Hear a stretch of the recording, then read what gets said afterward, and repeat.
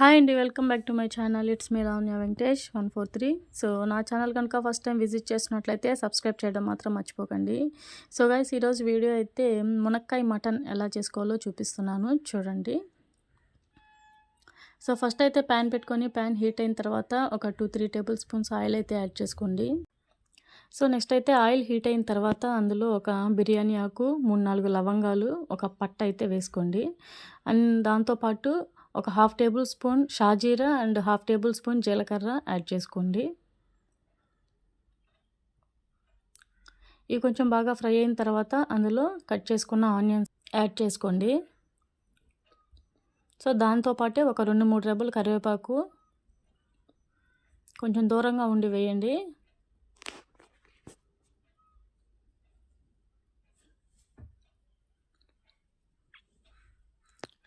So onions కొంచెం బాగా త్వరగా మగ్గిపోవడం కోసం సాల్ట్ అయితే యాడ్ చేసుకోండి.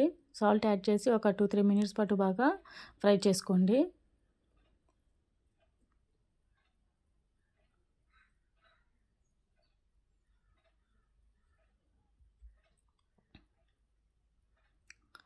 సో చూసారు కదా, ఆనియన్స్ అయితే బాగా మగ్గిపోయాయి.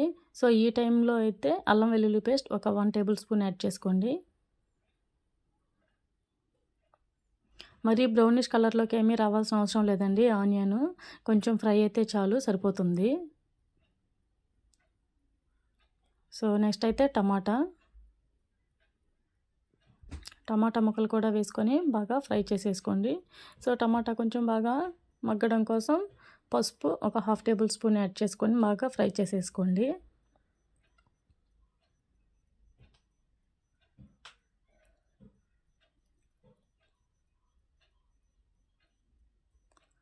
సో టమాటా మగ్గడం కోసం అయితే ఒక 2-3 మినిట్స్ పాటు ఖచ్చితంగా టైం పడుతుంది కదా, మూత పెట్టుకొని త్వరగా అయితే మగ్గిచ్చేసుకోండి.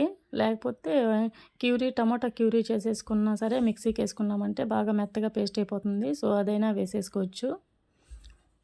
సో నెక్స్ట్ అయితే మటన్ కూడా వేసేసుకొని బాగా ఫ్రై చేసేసుకోండి. సో ఇప్పుడైతే మెయిన్ పార్ట్ మునక్కాయ. నా దగ్గర ఒకటే ఉంది, మా చెట్టుకి కాసింది. సో అందుకోసం అది వేస్ట్ అయిపోతుందని వేసేసాను. సో మీరైతే కొంచెం ఎక్కువ వేసుకోండి. మునక్కాయ మటన్ అంటే మునక్కాయలో ఎక్కువ ఉండాలి. సో టేస్ట్ అయితే చాలా బాగుంటుంది, చేసి చూడండి ఒకసారి.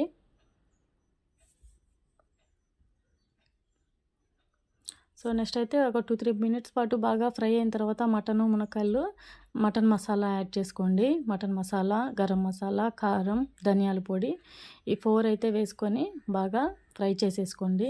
ఇందులో ఈ 4ఏనండి, ఇంకేమైతే వేయము. సో ఇవన్నీ కూడా వేసేసి ఫ్రై అయిపోయిన తర్వాత ఒక గ్లాస్ వాటర్ అయితే యాడ్ చేసుకొని బాగా, అంటే ముక్క మునిగేంత వరకు వాటర్ అయితే పోసుకొని బాగా ఉడికించుకోండి. సో బాయిల్ చేసిన మటనే కాబట్టి అదేమీ ఎక్కువ ఉడకాల్సిన అవసరం లేదు. సో మునక్కాయ అయితే మనం పచ్చిదే వేసాం కాబట్టి సో మునక్కాయ ఉడకడం కోసం అయితే వాటర్ అయితే యాడ్ చేసుకోవాలి. సో ఈ మసాలా అంతా కూడా బాగా పట్టాలన్నమాట. ముక్కకు పడితేనే టేస్ట్ అనేది మనకు తెలుస్తుంది. సో మునక్కాయ మటన్ అనేది చాలా ఈజీ అండి. మటన్ బాయిల్ చేసేసుకున్నామంటే ఈజీ అయిపోతుంది. పెద్ద ప్రాసెస్ అయితే ఏమీ అనిపించదు.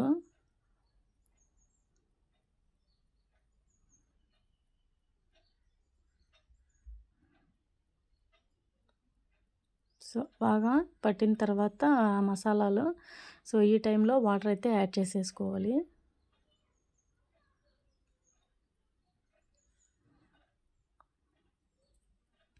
సో అంతేనండి, ఇంకా బాగా అయితే మగ్గిపోతుంది. ప్లేట్ పెట్టేసుకొని ఒక 5 మినిట్స్ ఆర్ 10 మినిట్స్ కానీ పెట్టారంటే బాగా ఉడికిపోతుంది. సో ప్రాసెస్ అయితే చూసేయండి.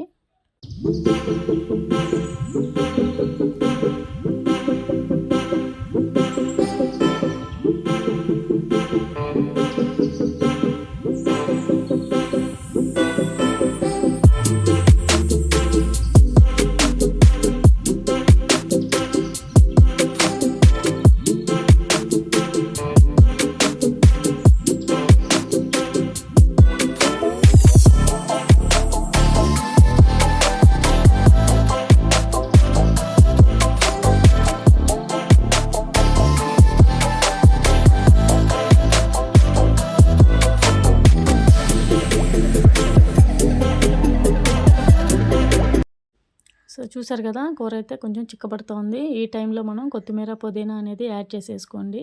సో, యాడ్ చేసుకొని ప్లేట్ పెట్టేసుకున్నామంటే ఆ ఫ్లేవర్ అంతా కూడా మనకు కూరలో టేస్ట్ తెలుస్తుంది.